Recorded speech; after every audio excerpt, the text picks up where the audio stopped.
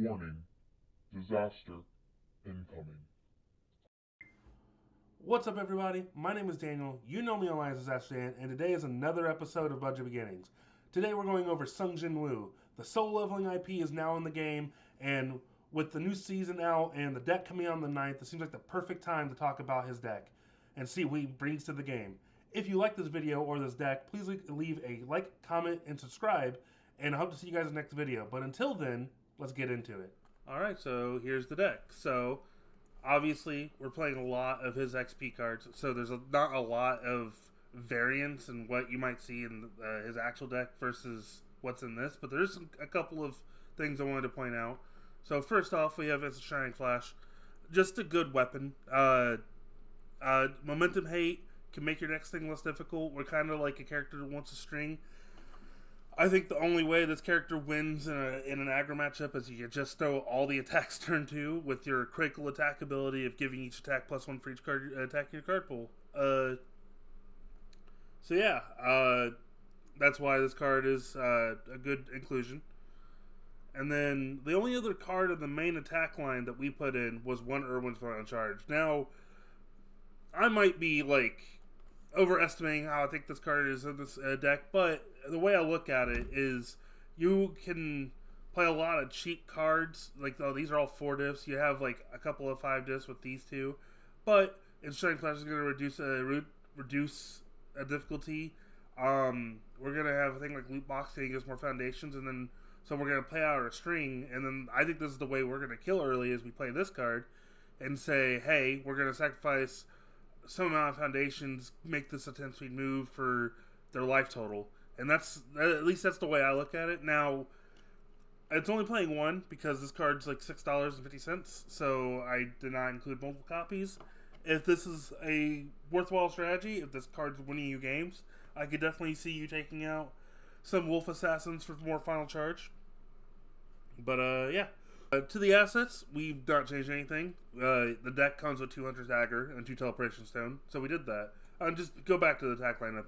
Yeah, we're playing the number of determined cuts and graph survivals we can, the number of daggers we can because it's a rare, and then same with Clash of Blood Red and Rika's Hunter. The only one we're not playing the max copies that we could have was Wolf Assassin, which this card is okay, but you can have better usage for your 5 div spots while just have plenty of XP cards between your attack lineup and your foundations to where I don't think you always need to add a card. It's perfectly fine to do that. It's basically like drawing a card.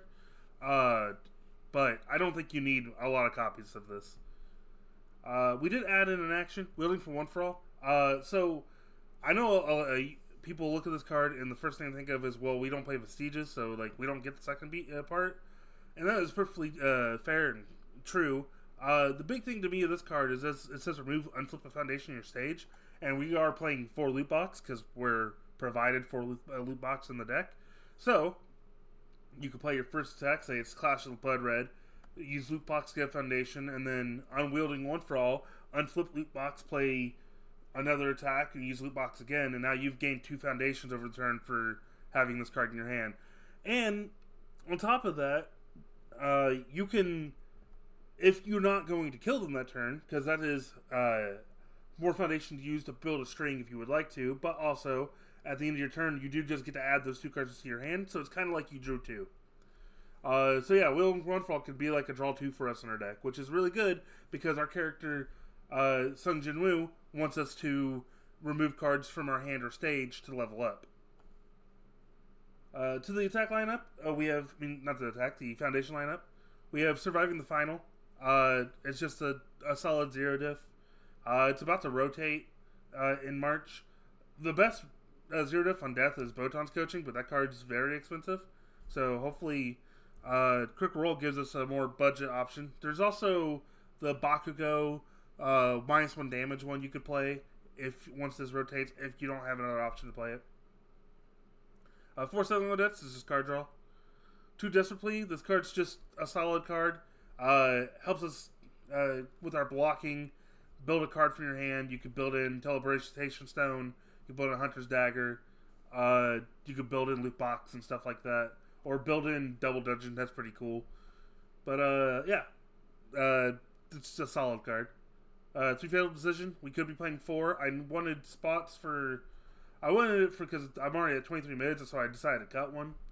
And I'm playing 1 leveling streak to kind of just even out these lows.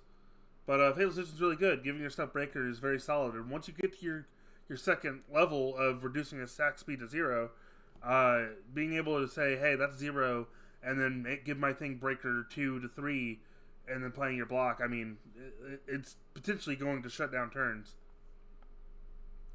Obviously, you play 4 item menu. The 1 of leveling strength just to make the 19th low block. 2 super scrambler. It's just a breaker block, high block, and it's an XP card. Fighting for control. Sadly, with it being a budget build, you don't get to play Keiko's Aid, because Keiko's Aid's particularly not a cheap card. So we're playing Fighting for Control over it. Now, this card's still good. If you were playing a Sung Jinwoo deck that wasn't budget, you'd probably be playing both anyway. But yeah, making the check -2, you can do this to non-foundation, so City Rampage. You can make City Rampage have a -2, and what's great about that is you get to say wait until they've made a check. So you get to see if they check a 3 on the City Rampage, like, hey, you checked a 1, make them fail it. Hopefully is going to save you a great deal. Forward Defender is just a cheap speed 8 card. As you can notice, if a character has a life symbol, I'm probably playing for this in this budget builds because this is just cheap speed 8. It's also a decent low block, which is something that some of these symbols don't get a lot of good options out of. The 4 proving skill because we have it. The 4 loot box because we have it, and I think this card's insane. And then 2 double dungeon because it's what their deck comes with. So this is a very short, less innovative deck profile, I guess. Just because this character has a very restrictive way of how he builds, since we don't have a lot of XP cards, and it's only within his deck. You're not going to really see a lot of big changes outside of it, especially in a budget build. Now, in my personal opinion, I'm going to go ahead and show off a different deck, if something I'm trying out, just to make, pack in the runtime, also showing you what I would like to do with this character when I'm not thinking of a budget deck. And that is this solo deck. I have it on life. Just to talk about this just very quickly. Tasty Riff is a cool card. Forget exactly the price of this card. It's probably gone down because it used to be really good, but people have not really been playing it a lot because these symbols just aren't like super popular right now. Life is just really Ymir's game, and Ymir's not playing this. But I think this card's really good. And what's cool about this card is it gets to build in Hunter Dagger for free because it builds as a 0. Hunter's Dagger can make Taste Riff a weapon, which means you can make Taste Riff work with your character. You give it damage, you can give it Echo. Your Quicksilver ability doesn't require it to be a weapon, but it's still cool that you have it. Stealth doesn't require it, but still cool that you have it. And also another cool thing is with playing Tasty Riff and trying out this these applause counters thing, you get to play like Forceful Rendition, which is gaining applause counters if you have 2 more copies on it, but it's also similar to a Keiko's Aid where you flip it to give your next check, your opponent's next attack +1 difficulty, so it might help you survive a little longer. But if you do get 2 of these early and you get 1 counter, Taste Riff can just add item menu to hand, which is like probably the best one you can get because it's just auto replaces itself. But yeah, and then another cool deck card in this is Deception Dagger. Your stuff's all weapons, so this card helps all your weapon attacks. I'm still playing the 1 Erwin's Final Charge because I do think this card's very good in this. And then Jiro's Base. Obviously, a lot less XP cards in the attack lineup just because we're playing these cards. But I think with getting a counter on Taste Riff and how that might not be the hardest, you can just get whatever XP card you want to remove. And also, we're just playing a lot of XP still in the Foundation lineup, so we're still playing like your 4 item menu, your 4 loot box, your 4 improving skills, and your double dungeon. So that's still 14 foundations that have the word XP on it, and you just need 1 of them per turn. You don't need to have these you don't need to have these in multiple copies. So other things is this deck has Keiko's Aid. Team Stash is pretty cool. It gives everything in your card lineup 2-2. I haven't really finally pointed this deck yet. I do kind of want to play the throw. Maybe I go down a Weakest Hunter and play the throw. Just because they can guarantee momentum, which Jiro's base can discard momentum to get applause counters, making Takeshift be able to add things even easier. And then Danger Sense is like an Omni block. This card's pretty cool in life. Fast Friendship's a good speed hate card. And Keiko's Age. Moral Shapeshifter, gain you a little health, is also damage. Desert Police still good.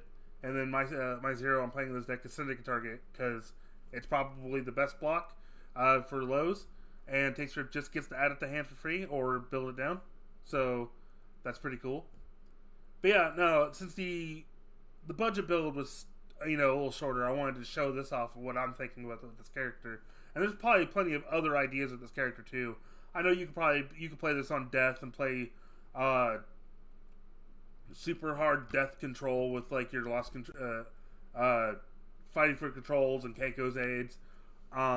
You could play this technically on all. You have some cards on all that are a weapon that this does work with. Vash's stuff are a weapon. You have the 6th that can add a card from the top of your discard right to your hand. So, if you see an XP on top of your discard, you'd be like, hey, I'm taking this. Especially if it's something like a loot box that you've flipped over. You can pop it with something, put it on top of your discard, and use the 6th from Vash to add it to hand. But yeah, that's it for the video, guys. Thanks for watching. I'm sorry it wasn't a super expansive budget build. There's not like I said, there's not much you can do on a budget to really change his character, just because he's so insular with his kit. But until next time, I hope you guys like this deck profile. Please leave a like, comment, subscribe if you do, and I will see you guys next time. Until then.